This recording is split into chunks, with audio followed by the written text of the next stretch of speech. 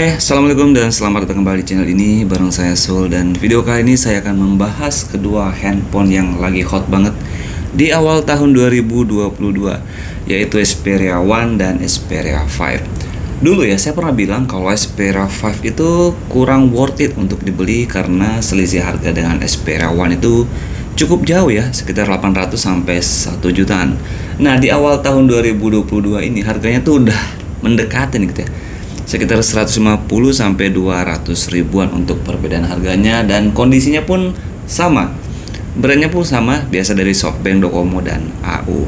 Nah, sekarang di video kali ini saya nggak akan membahas terlalu jauh ya soal spek dari Xperia 5 dan Xperia One ini. Karena emang teman-teman pasti udah familiar ya dengan speknya. Di sini saya akan menceritakan apa aja yang saya alami atau apa aja yang saya dapatkan selama menggunakan handphone ini. Oke.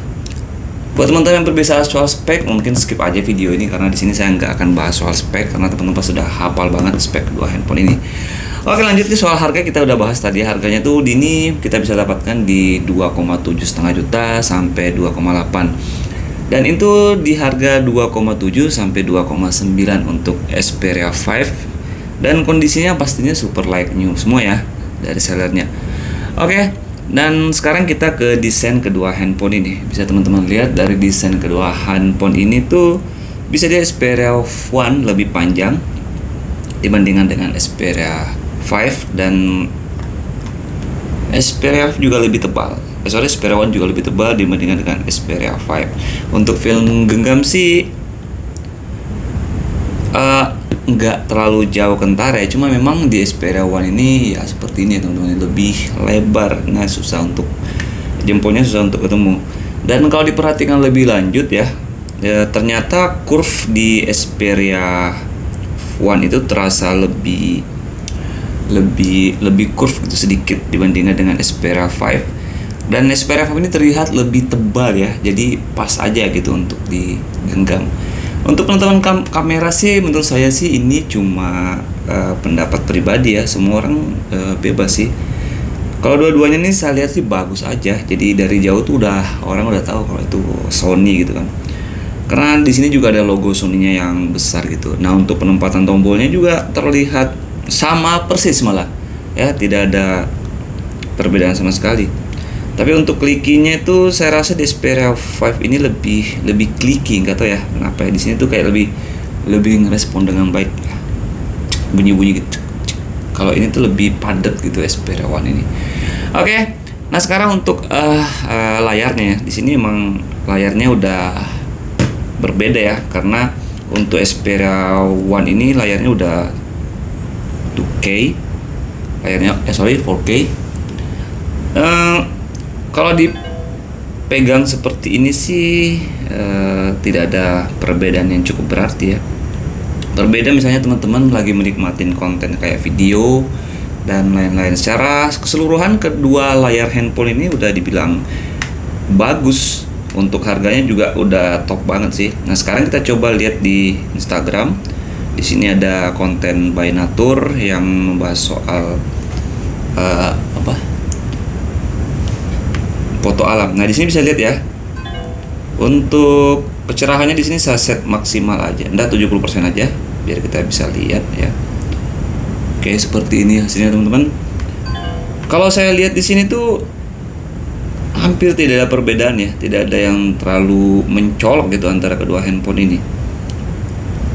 Tapi kalau dilihat secara benar-benar diperlihat ya, saya rasa Xperia 5 itu lebih nyambung mana ini? Lebih terang sedikit layarnya ya. Ini bisa kita lihat di warna merah ini, dia lebih terang sedikit layarnya. Kalau Xperia One ini lebih gelap, lebih padat gitu warnanya. Kalau Xperia 5 lebih terang sedikit itu warnanya kalau saya lihat secara langsung. Cuma itu nggak terlalu berpengaruh sih kalau teman-teman nggak terlalu melihat seperti ini. Nah, lanjut ke yang ketiga, itu adalah kapasitas baterai handphone ini. Jadi selama saya gunakan tuh saya rasa perbedaan baterainya nggak terlalu jauh ya. Mungkin ya yang berpengaruh di sini adalah baterai health-nya yang udah cukup berbeda. Bisa kita lihat di sini untuk Xperia One masih di 2885 dan untuk Xperia 5 nya di 2667. Ini udah berbeda cukup jauh ya kalau secara angka. Dalam pemakaian sehari-hari sih tidak ada kendala yang cukup berarti ya. Semua masih bisa mendapatkan SOT nya sampai 5 jam, tergantung teman-teman, itu tanpa game ya, karena memang handphone ini nggak saya pakai untuk bermain game. Dan itu cukup oke sih kalau menurut saya. Nah, lanjut ke soal kamera, ya udah banyak lah saya bahas di video ini untuk kameranya inti. Dan lensanya juga hampir sama. Sebenarnya tergantung teknik pengambilan aja teman-teman, pas lagi cahayanya bagus ya hasilnya pun juga sama gitu kan. Nah, yang terakhir nih soal yang mana cepat panas. Oke, saya pernah pakai kedua handphone ini di outdoor untuk merekam sebuah video waktu itu ya, video buaya kayaknya. Xperia 5 ini memang lebih terasa cepat panas teman-teman. Ya seperti yang saya bilang, dia itu lebih kecil, viewfindernya lebih kecil, otomatis sirkulasi udaranya juga kurang lah dibandingkan dengan Xperia 1 yang lebih besar. Jadi komponen-komponennya juga pasti lebih berdekatan, makanya dia lebih cepat panas sedikit. Dan untuk force close-nya, Xperia 1 ini belum pernah force close untuk kameranya gara-gara overheat. Kalau Xperia 5 pernah ya, tapi nggak sering sih untuk yang versi yang saya punya ini. Mungkin sekitar 10 menit ke atas, dan resolusinya juga Full HD ya. Dan itu pun di luar ruangan, bukan di tempat bahasa ya. Nah, yang terakhir adalah hal-hal yang apa sih yang membedakan. Di sini kalau kita misalnya buka galeri ya, kalau misalnya kita buka foto, di sini kita juga buka foto. Untuk galerinya mana ya? Kalau misalnya kita buka foto di sini teman-teman ya, di sini ada video dan di sini juga ada video. Kalau di Xperia 1 itu keluhan saya kemarin adalah kalau kita pencet tombol ini dia nggak mampu ya langsung force call ke menu utama. Kalau ini tuh enggak. Kalau Xperia 5 ini aman-aman aja sejauh ini. Ini aman aja, bisa kita kirim kemanapun kita mau tanpa ada masalah. Misalnya mau dikirim ke Facebook, nggak ada masalah sama sekali. Berbeda dengan Xperia 1 yang ada kendala seperti itu. Jadi untuk kesimpulan, kedua handphone ini menurut saya sama-sama worth it untuk dibeli ya. Nah, sekarang kembali ke sistem atau penggunaan teman-teman. Gimana kalau misalnya lebih suka HP yang rada kecil, pasti Xperia 5.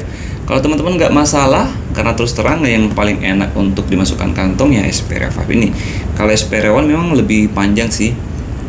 Nah, untuk kedua handphone ini kesimpulannya masih cukup worth it untuk dibeli, dengan prosesornya yang masih cukup kencang, dengan feel menggenggamnya ini sama-sama premium sih. Ini kembali ke selera.